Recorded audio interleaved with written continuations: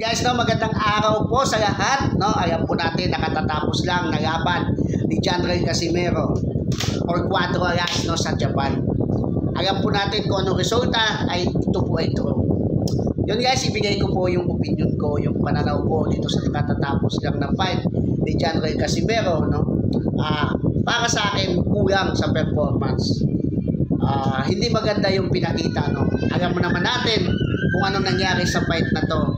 Alam naman natin kung anong nagiging resulta, di ba? Kasi po,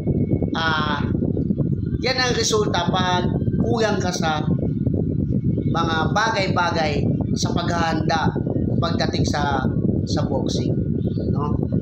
Kinapos ka sa hangin, kulang ka sa stamina, no? At puro bigay ang nalakas, no?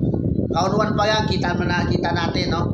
Na hiningal kahit panoorin nyo yung laban, no? Kung may mga nag-upload ng fight sa mga vlogger, no? At saka ito din, no, sa mga vlogger din na sumusuporta kay Janrel Casimero, na kahit nakita natin na alanganin na, kahit nakita natin na hindi na maganda yung performance na pinakita, puro pa rin kayo papuri kay 4 alas, no? Dapat huwag ganun.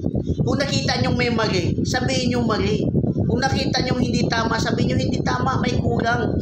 Hindi yung may kulang na nga, pinupuri nyo pa, ay magaling yan, maganda yung ginawa mo. Dapat huwag tayong ganon. Baka ma-realize, kasi hindi ganon ka dali ang lumaban sa loob ng ring. Mahirap sa part ng mga boxer, no? Kayo, basta may content lang naman kayo, basta may masabi lang kayo, kahit alam nyong mali, kahit alam nyong hindi totoo, pinupuri nyo, sinasabi nyo. Maging totoo tayo, no?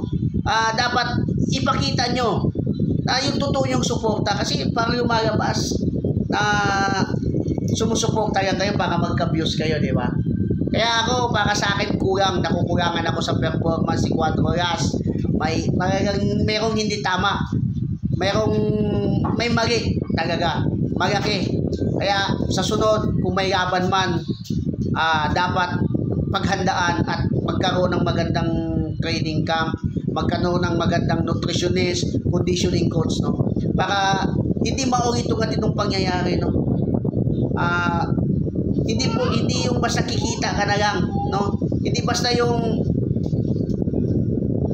lalaban ka lang para sa pera. Dapat ipakita mo sa tao na hindi masasayang yung suporta nila, no?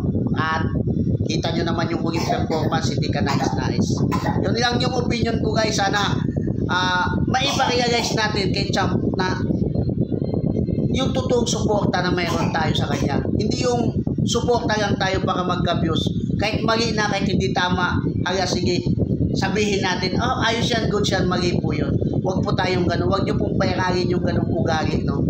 Kasi hindi po kaya-aya sa mga sumusuporta po sa atin, lalo na tayo mga content creator tayo, mga nagbibigay tayo ng motivation sa mga ibang pasisimula pa lang, no?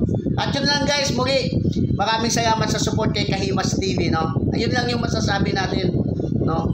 Good luck sa next na laban, no? Good luck sa panibagong performance, no? Kahimas TV, guys.